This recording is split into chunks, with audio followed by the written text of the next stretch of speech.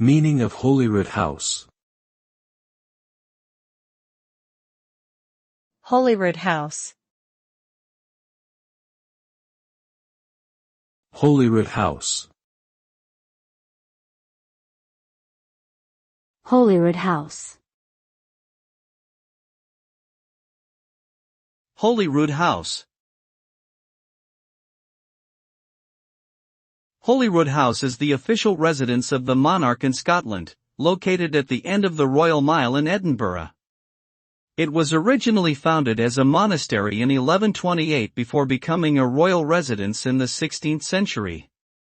Holyrood House has been the site of many important events in Scottish and British history, including the murder of David Rizzio in 1566 and the signing of the Acts of Union in 1707.